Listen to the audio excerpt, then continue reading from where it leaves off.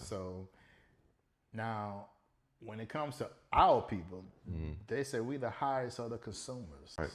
And I was just thinking when I say impact, let's look at the economic impact.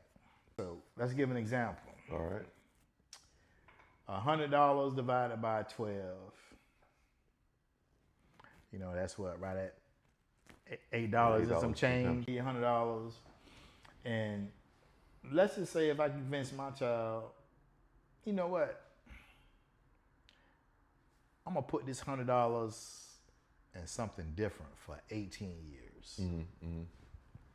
Who will have the more economic impact? The retail or the child that's getting ready to face life? Say that we have to reshape our thinking a little bit. I'd rather take this other extra $250 or whatever you want to put on tennis shoes and put it in something that's going to have compound interest for you for longevity. Well, that's the economic impact. Yeah. So now, when it comes to our people, they say we the highest of the consumers. So we got the economic impact of this back to school, and we have to shift our mentality. Right. So I think the lowest population that say we can't afford it, we got to quit putting that type of pressure on ourselves, man.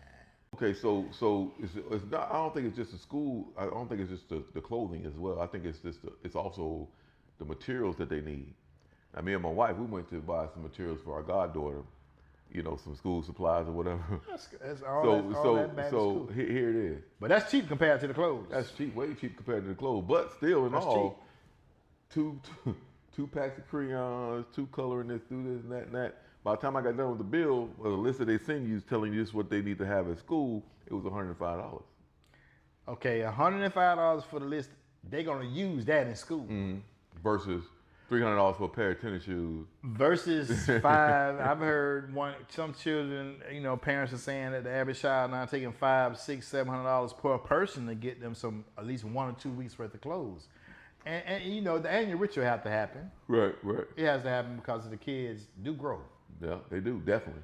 So I used to believe when I was coming up, you know, if you had an older sibling, they would pass the clothes down to the younger sibling. That don't work no more. That don't work no more. That don't work no more?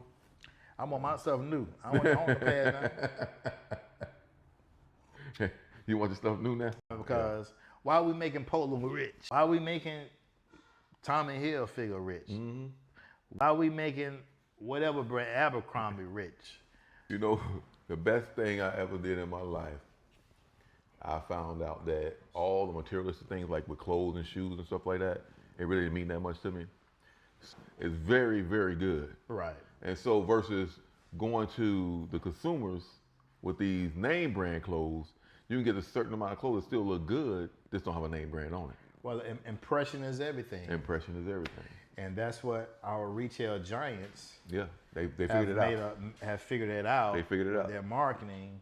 But we just asking our people with all this stuff that we saying with this behavior consumerism, because I always say, and my daddy say, pay attention on how to sustain than to be trying to show up for the Joneses. Living like the Joneses, show up and see how you can sustain. He give you 1 pair of shoes, and then we expect the second pair might come on Christmas. Right. And you're going to wear out them old ones first. So you better keep them up a little bit, because if that foot hadn't grown, he ain't paying no attention to you.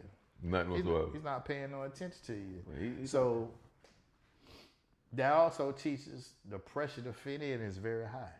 Very, very high. And I believe that, I definitely believe that it's very high, because, you know, the kids today going to school, no kid today is want to be in school with hand-me-downs. You know, our kids, to where they understand that it's best to dress for success. You know, you don't need all that flashiness or want to let somebody else see you thinking that you got it like that when you really don't.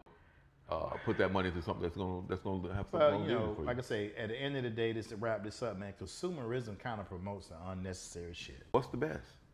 If my son or my daughter going to school and they got a nice pair of jeans on, nice shirt on, good clean tennis shoes on, a little couple of dollars in their pocket to get their lunch or whatever, kids be good. It's not the kids' fault. No, it's the adult. We the one feed to the consumerism, and then we feed into it, and then when we feed into it, our children feed into it as well. They say we spend more money on consumerism than Yep. investments. Big time. So Big time. instead of spending thousands of dollars on your kids' school, maybe convince them to say, hey, you know, we're gonna buy maybe a precious coin.